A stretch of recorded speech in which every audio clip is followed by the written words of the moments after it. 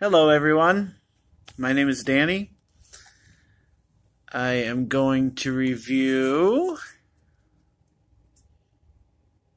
The Zookeeper's Wife, starring Jessica Chastain, Daniel Bruhl, based on the true story from the international bestseller, intriguing and inspirational tale of heroism. Looks like it was made in 2016, even though I just came up on my list. So, yep, it says 2016. It's about 2 hours long, maybe a little longer than that. But I didn't really know what to go into it. Seriously, I saw it because it said Zookeeper's Wife. That's like why it came up on my list. So it started off with a zoo. There was a really cool scene at the beginning. I'm not going to ruin that for you. It turns out to be a really nice little thing at the beginning about a zoo. But other than that, don't watch this if you think it's about a zoo. Because it's not. I'm probably going to give some stuff away in this review. If you don't want to know, I'd click stop right now. So, what this movie's really about is poor old Poland getting their butts kicked, and that's putting it mildly for historian people. I'm sorry, but that's putting it mildly.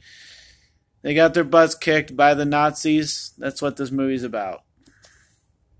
How many movies have we seen about the Nazis? Are they going to keep making them for the next 1,000 years? I mean, it was a big deal, obviously, of our history of the world. But I'm getting a little sick of them. Every single movie has to talk about every single thing. Especially when it comes to hiding the Jews. It's like, haven't we heard enough stories about that? Is there anything else to talk about with that?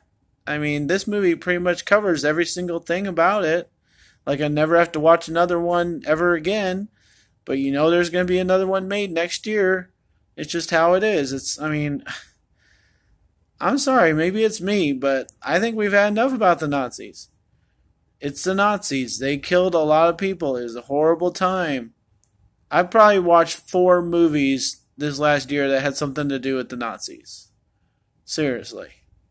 So anyways, I just thought it was a little, not stupid, but just, I didn't know it was going to be just about that.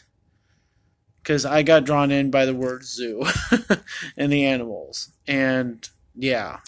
A lot of bad things happen to the animals. As far as the movie goes, I'll critique one thing at least here, other than being annoyed, is the dialogue is just horrible. A lot of it is, oh, can I keep this here? Sure, of course you can. Oh, friend, why would you do that? Oh, you got to gain trust. It's like somebody looked at the other movies I watched this last year and kind of mixed them up a little bit. They didn't show anything about what we wanted to really see, but it was brutal. It is. It's a pretty brutal movie. Something happens to a personal favorite animal of mine, and right then I was like freaking out. I'm like, I don't want to watch the rest of this, but yeah, it's tough to watch. I mean, most movies are. We just had Dunkirk come out. I haven't seen that yet, but I'm hoping that's brutal, but this is brutal for what I expected, a nice PG-13 movie. Oh, goodness gracious. Yeah, I don't know much else about the movie because there was a part that said, you should have talked to me about that. And that's the zookeeper talking, the husband of this, I guess the movie's about the zookeeper's wife, but it shouldn't have been. I'll tell you what my favorite title of this movie should have been. The Warsaw Zoo. that would have told people what it's about. They would have told you it's about Warsaw, so they would have figured out that it's about Nazis from the title, and it wouldn't have been about this woman because it didn't need to be about this woman. So I don't know why they came up with that title. Anyways, that's just me. I mean, it's called that. I can't change it now. But just that line when the zookeeper said that somebody could have talked to him, I'm like, yeah, you should have. You're the zookeeper. You're the guy in charge, not the woman. And I was just sitting there going, you're ruining yourself by saying that line. The whole movie is like killing its premise. The other thing I looked up when I was watching this movie, I Googled it, is when watches were invented. I guess they were like really full stream made in 1923, and this movie covers 39 to 43. Does a guy who runs a zoo rich enough to buy some new technology like a watch? That was my one thing that I was kind of critical of, that I was like, it lost me on, and that happens a lot in movies. People catch that kind of stuff. I'm starting to look for it now that I hear more and more about it. So anyways, the other positive thing about this movie, because there are a lot of positives, I don't think the main characters do much as far as acting goes, but there is a cool part of the story where a character that's introduced in the beginning ends up being one of their people that they rescue as a hiding place for the Jews from the Nazis. I mean, this movie is so straightforward. I sat and watched it. It was pretty brutal. There was a couple times when I wanted to turn away, and I like the Saw movies, so I don't know why I turned away, but it was all right. It's not going to stay in anybody's memory that, oh man, I just love that Zookeeper's Wife movie from 2016, So I'm going to give it a C minus.